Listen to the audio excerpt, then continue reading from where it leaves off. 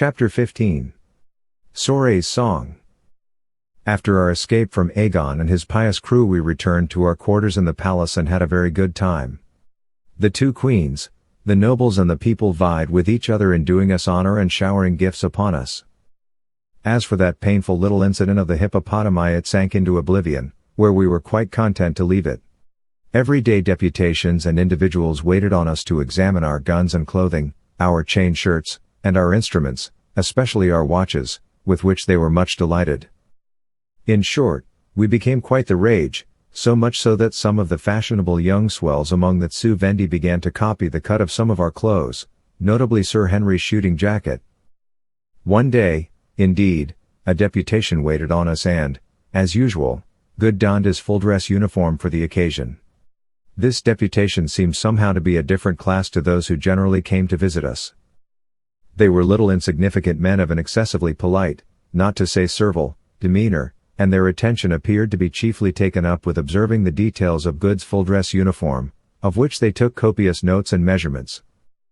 Good was much flattered at the time, not suspecting that he had to deal with the 6 leading tailors of Molossus. A fortnight afterwards, however, when on attending court as usual, he had the pleasure of seeing some 7 or 8 Zu-Vendi mashers arrayed in all the glory of a very fair imitation of his full-dress uniform. He changed his mind. I shall never forget his face of astonishment and disgust.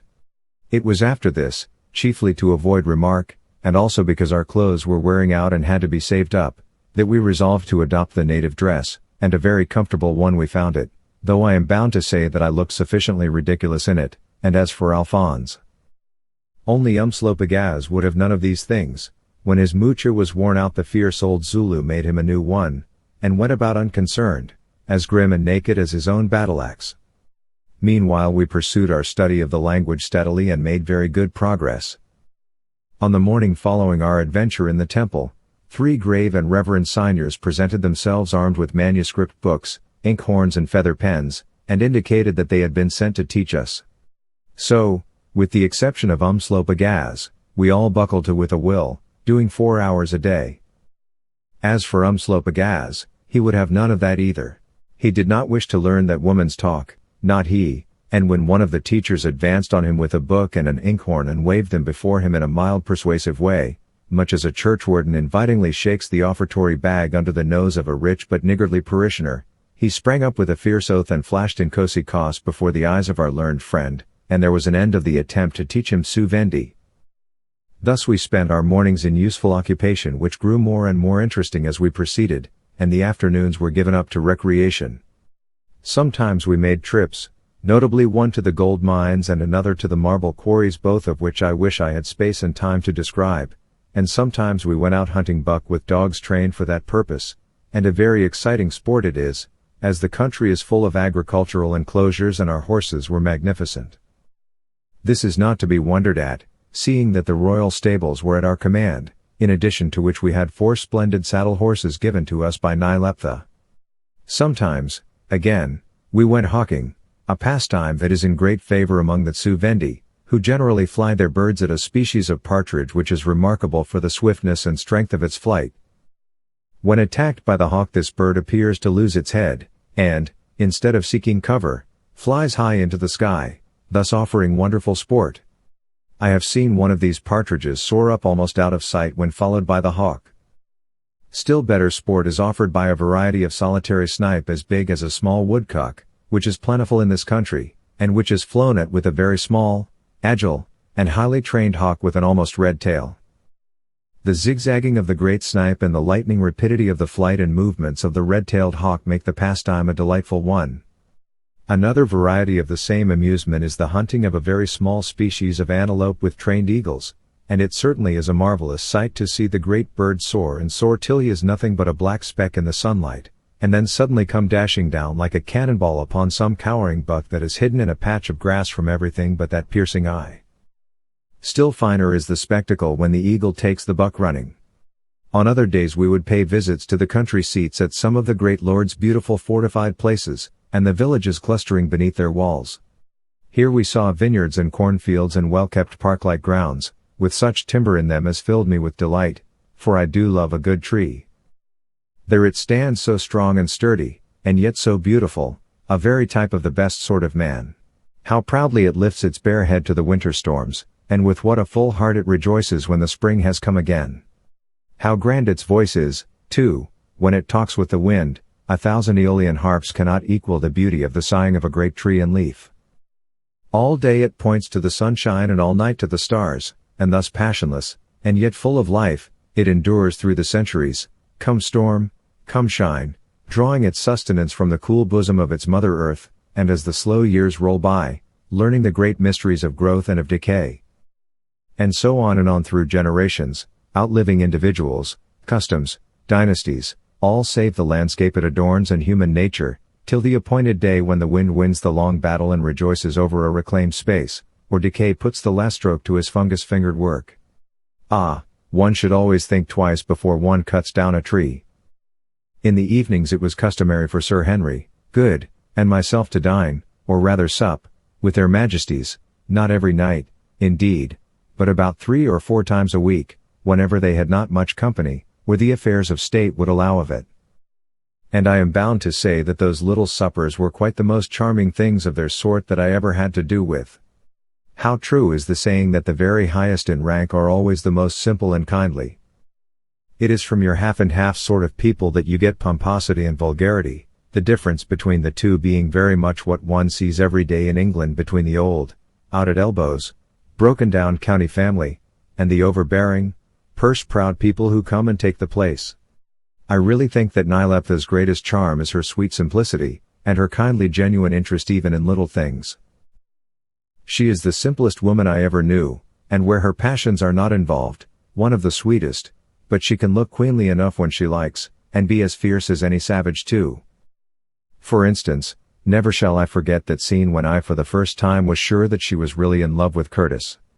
It came about in this way, all through Good's weakness for ladies' society.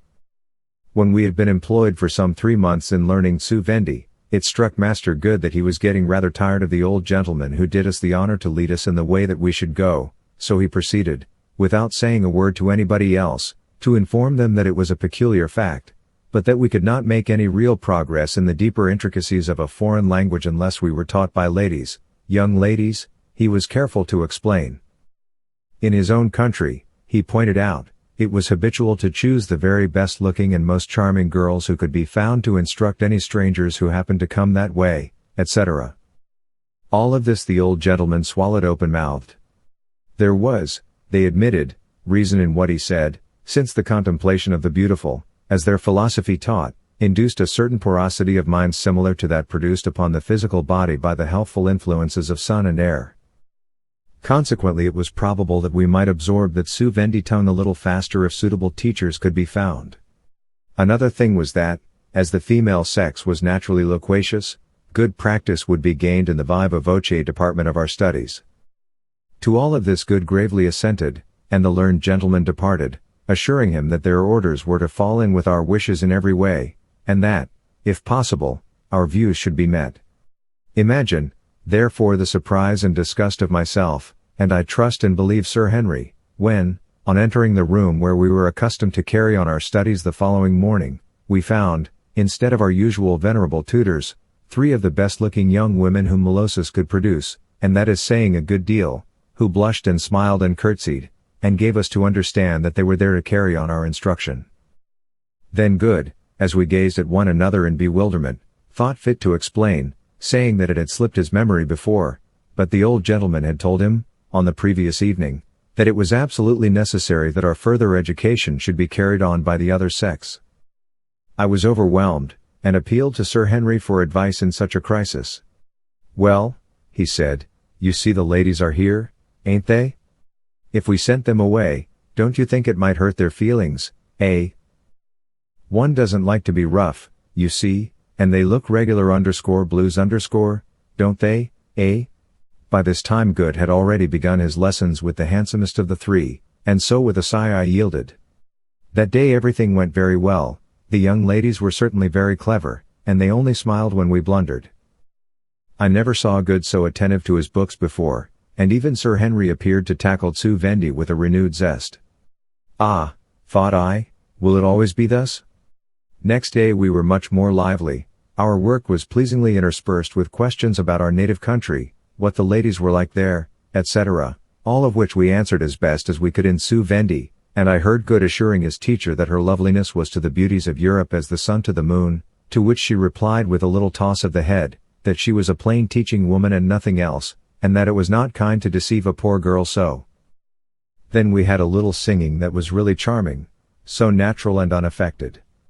The Zu-Vendi love songs are most touching. On the third day we were all quite intimate. Good narrated some of his previous love affairs to his fair teacher, and so moved was she that her sighs mingled with his own. I discoursed with mine, a merry blue-eyed girl, upon Zu-Vendian art, and never saw that she was waiting for an opportunity to drop a specimen of the cockroach tribe down my back, whilst in the corner Sir Henry and his governess appeared, so far as I could judge, to be going through a lesson framed on the great educational principles laid down by Wackford Squeers Esquire, though in a very modified or rather spiritualized form. The lady softly repeated that Zu-Vendi word for hand, and he took hers, eyes, and he gazed deep into her brown orbs, lips, but just at that moment my young lady dropped the cockroach down my back and ran away laughing. Now if there is one thing I loathe more than another it is cockroaches, and moved quite beyond myself, and yet laughing at her impudence, I took up the cushion she had been sitting on and threw it after her. Imagine then my shame, my horror, and my distress, when the door opened, and, attended by 2 guards only, in walked Nyleptha. The cushion could not be recalled, it missed the girl and hit one of the guards on the head, but I instantly and ineffectually tried to look as though I had not thrown it. Good ceased his sighing, and began to murder Zu-Vendi at the top of his voice, and Sir Henry whistled and looked silly. As for the poor girls, they were utterly dumbfounded. And Nyleptha, she drew herself up till her frame seemed to tower even above that of the tall guards, and her face went first red, and then pale as death. "Guards," she said in a quiet choked voice, and pointing at the fair but unconscious disciple of Wackford Squeers, "slay me that woman." The men hesitated, as well they might. "Will ye do my bidding," she said again in the same voice, "or will ye not?" Then they advanced upon the girl with uplifted spears. By this time Sir Henry had recovered himself, and saw that the comedy was likely to turn into a tragedy. "Stand back," he said in a voice of thunder, at the same time getting in front of the terrified girl. "Shame on thee, Nyleptha, shame. Thou shalt not kill her. Doubtless thou hast good reason to try to protect her." "Thou couldst hardly do less in honor," answered the infuriated queen, "but she shall die, and she stamped her little foot. "It is well," he answered, "then will I die with her. I am thy servant, O queen, do with me even as thou wilt." And he bowed towards her, and fixed his clear eyes contemptuously on her face. "I could wish to slay thee too," she answered, "for thou dost make a mock of me," and then feeling that she was mastered, and I suppose not knowing what else to do, she burst into such a storm of tears and looked so royally lovely in her passionate distress, that, old as I am, I must say I envied Curtis's task of supporting her. It was rather odd to see him holding her in his arms considering what had just passed, a thought that seemed to occur to herself, for presently she wrenched herself free and went, leaving us all much disturbed. Presently, however, one of the guards returned with a message to the girls that they were, on pain of death, to leave the city and return to their homes in the country, and that no further harm would come to them, and accordingly they went, one of them remarking philosophically that it could not be helped, and that it was a satisfaction to know that they had taught us a little serviceable Zu-Vendi. Mine was an exceedingly nice girl, and, overlooking the cockroach, I made her a present of my favorite lucky sixpence with a hole in it when she went away. After that our former masters resumed their course of instruction, needless to say to my great relief. That night, when in fear and trembling we attended the royal supper table, we found that Nyleptha was laid up with a bad headache. That headache lasted for 3 whole days, but on the 4th she was present at supper as usual, and with the most gracious and sweet smile gave Sir Henry her hand to lead her to the table.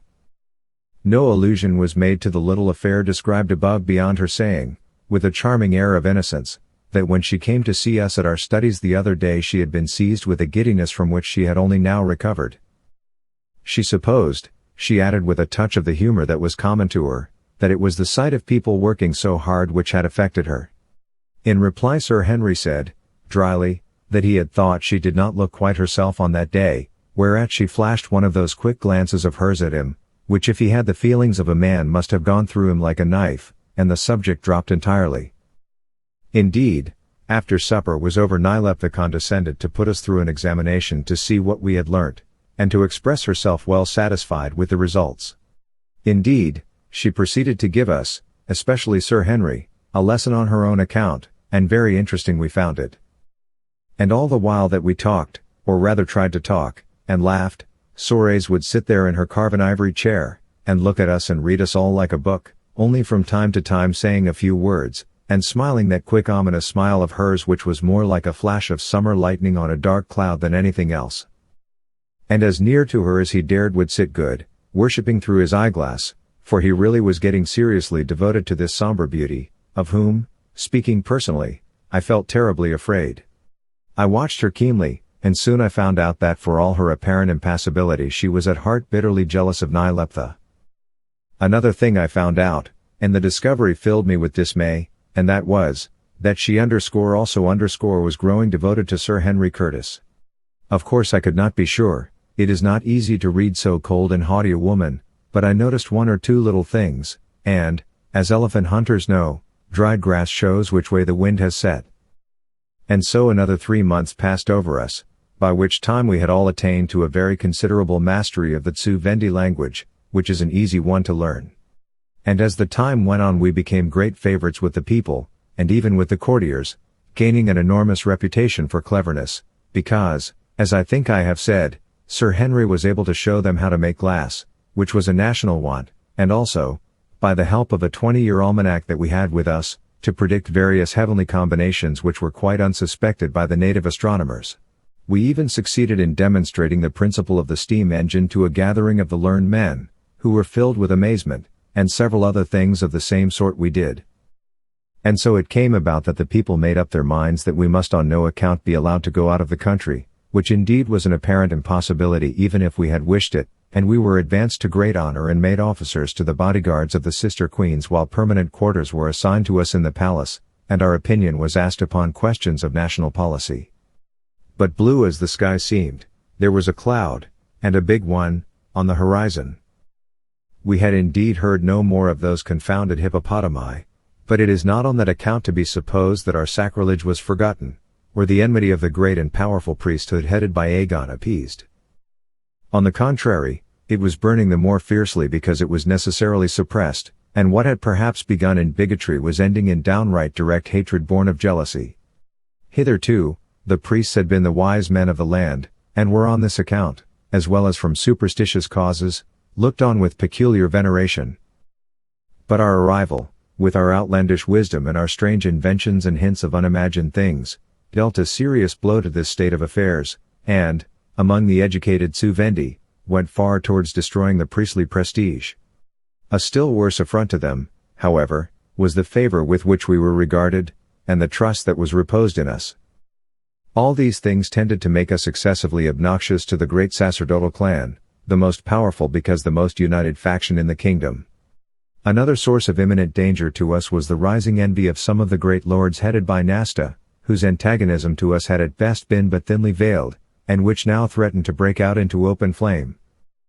Nasta had for some years been a candidate for Nyleptha's hand in marriage, and when we appeared on the scene I fancy, from all I could gather, that though there were still many obstacles in his path, success was by no means out of his reach.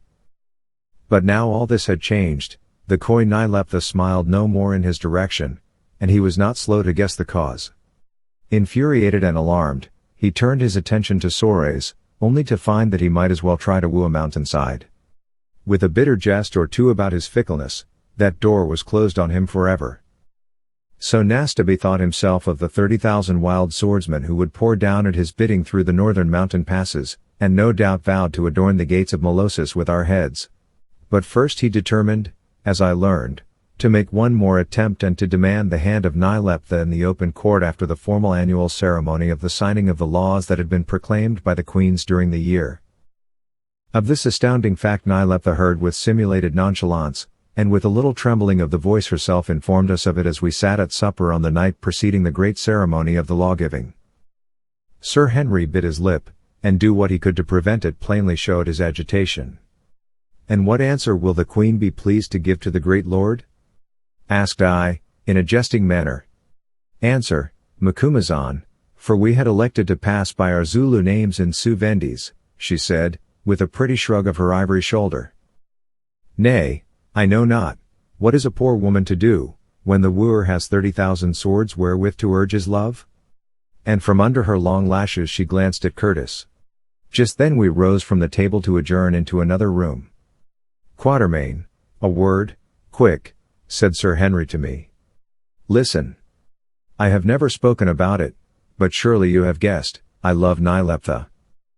What am I to do?"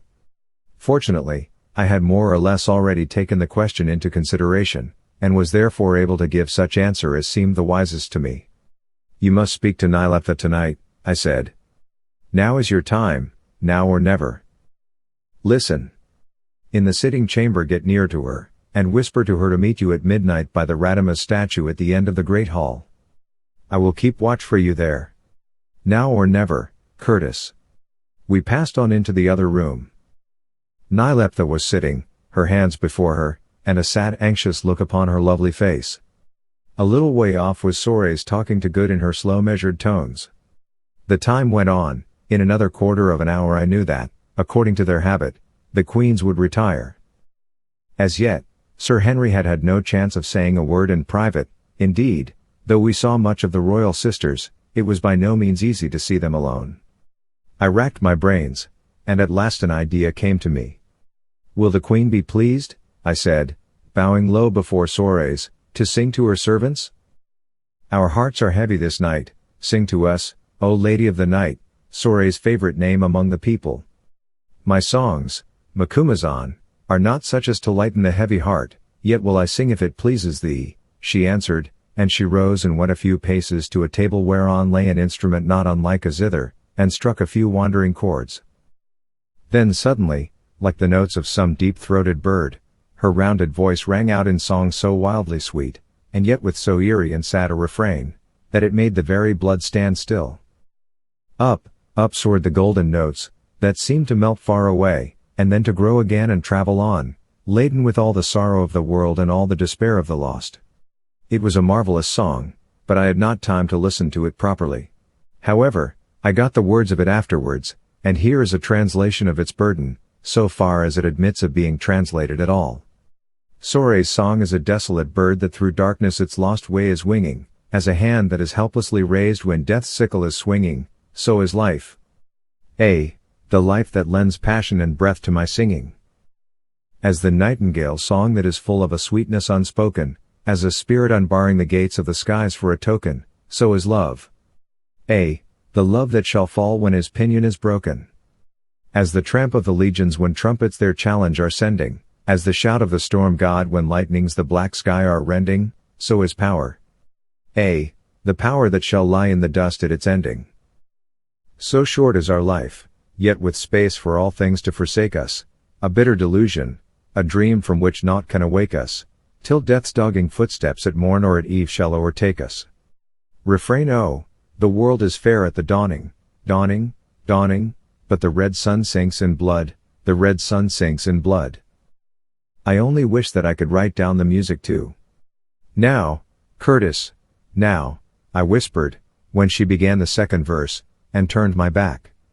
Nyleptha, he said, for my nerves were so much on the stretch that I could hear every word, low as it was spoken, even through Sorais' divine notes. Nyleptha, I must speak with thee this night, upon my life I must. Say me not nay, oh, say me not nay. How can I speak with thee? She answered, looking fixedly before her, queens are not like other people. I am surrounded and watched.